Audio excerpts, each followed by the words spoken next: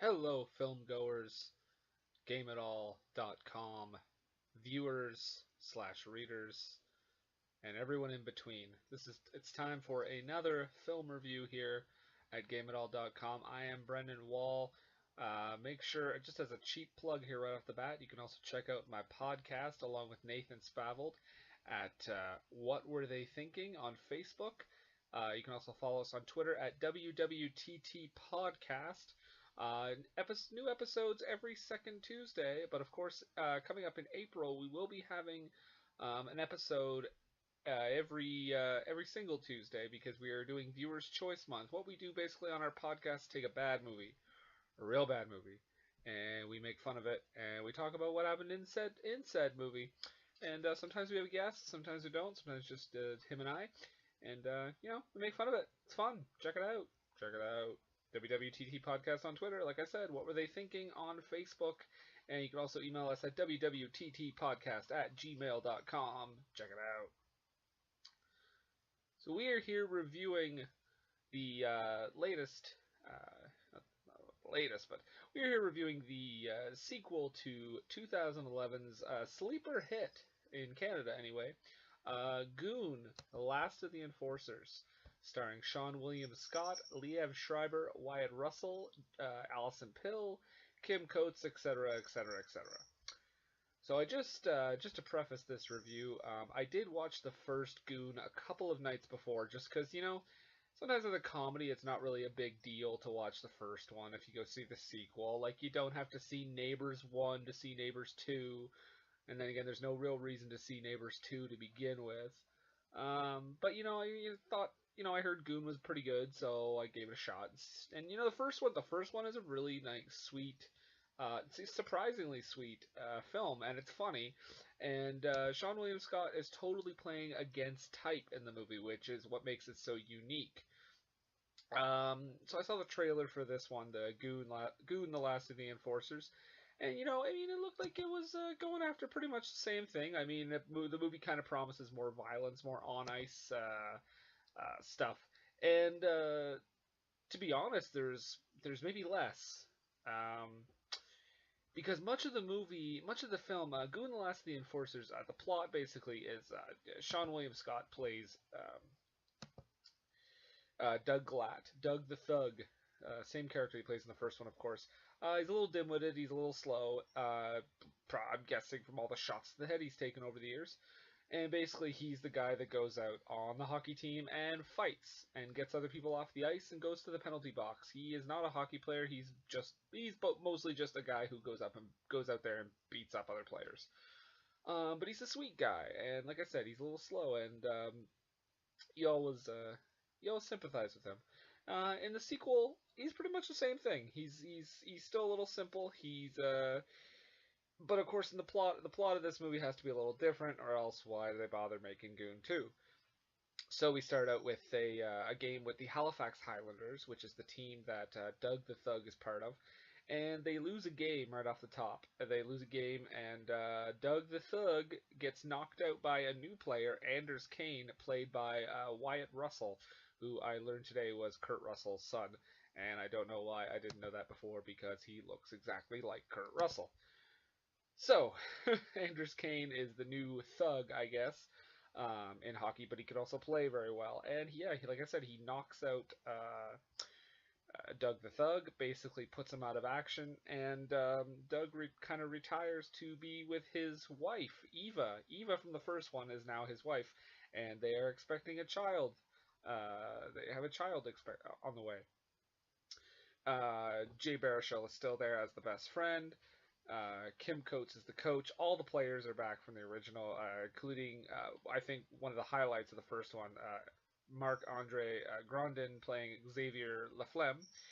He gets a lot less to do in this movie, so, I mean, I was a little let down by that, because I honestly thought he was the best part of the first one. Well, not the best, maybe not the best part, but I mean, besides Sean William Scott's very charming performance, I thought he was the best part. Gets a lot less to do in this movie, but I mean, he's still there and he's still doing his thing. Kim Coates is still fine as the coach. We got a few new players, I guess, actors in this. Like I mentioned earlier, Wyatt Russell as Anders Kane. the new thug on the opposite hockey team. Who and actually the story goes when he knocks out Doug the thug, and Doug kind of retires with his wife, waiting for the baby. He works for this insurance company, which provides some of the funniest material in the movie is Sean or Doug, I guess. He's the actor and the character interchangeably. I'm sorry if it confused you guys. But one of the funniest things is Doug working at this insurance company because yeah, I don't want to spoil it, but it's pretty crass, and his boss is gets some really funny moments as well. Yeah, so Wyatt Russell, basically Anders Kane, after he takes Doug the Thug out, he kind of replaces Doug on the Halifax Highlanders team, and of course that makes the players not too happy because he's the guy who took them out. But this is a weird. They do a weird thing with this character, Anders Kane, because he starts out and you kind of see that he's kind of dopey and kind of slow, and you're like, oh, you think, okay, he's like he's kind of like the another version of Doug, just like a not evil, but like another version of him. But then the movie does like a weird 180 about halfway through, and he turns into a real jackass. Like Anders Kane just becomes like a full-on villain. When earlier you kind of feel bad for him because you have his father who kind of pushes him and pushes him and pushes him to do one thing. And then again, like the father is like pushing him to do one thing, but then he gets mad when he's really violent, but then he's encouraging it. Like those two characters are kind of all over the map, and uh, they don't really have a well written relationship at all, or resolution for that matter. What else can I say about this movie? T.J. Miller is in it as well. T.J. Miller provides some of the best, probably some of the better moments of humor. They have a reoccurring joke with ESPN's Sports Desk covering games, and he basically just cusses on the air, which again doesn't really make sense. Like obviously he wouldn't keep that job, but yeah, that's basically his part. Alicia Cuthbert I thought was almost unrecognizable, but apparently no one else did. But she shows up and has a few funny lines. Liev Schreiber is pretty much wasted in this movie. He almost does nothing, along with Alison Pill. Hardly anything. She gets to basically Alison Pill is as Eva is pregnant and sitting at home. That's basically her role in this movie. Jay Baruchel also doesn't get much to do, but I mean he is the director, so I'm assuming he took on a smaller part so he could pay more attention to behind the camera stuff, which is good because the hockey scenes are well directed.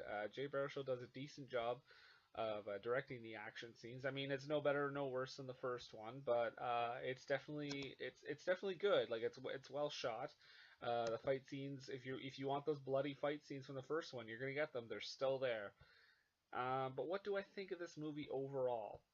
Well, it has its issues. Like I said, the character of Anders Kane and his dad are not real well written. Despite Wyatt Russell, he gives it his all, but it's a really weird character shift, and I can't get past that. But other than that, I mean, Sean William Scott is still just as good as he was in the first one. Uh, the other actors are fine. Like the other hockey players are just as good as they were.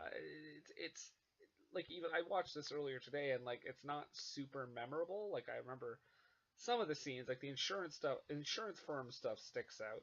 But I mean, the rest of it is just more of the same. If I had to rate it, well, yeah, I do have to rate it. I do have to rate it for you fine people. Um, I'm not going to review the first one, but if I had to just to give you a reference point, if I had to review the first one, I'd probably put it at a 3.5/4. Pretty close to a 4, but maybe a 3.5. This one's a solid 3 stars. I would give it. Leaning towards 2.5. It's on the downside of 3 stars, but I mean it's okay. It's decent. Nothing to go out of your way to see though. I certainly wouldn't bother paying full price in the theater, but I mean it's worth a rental, I guess. And yeah, I mean I guess that's it.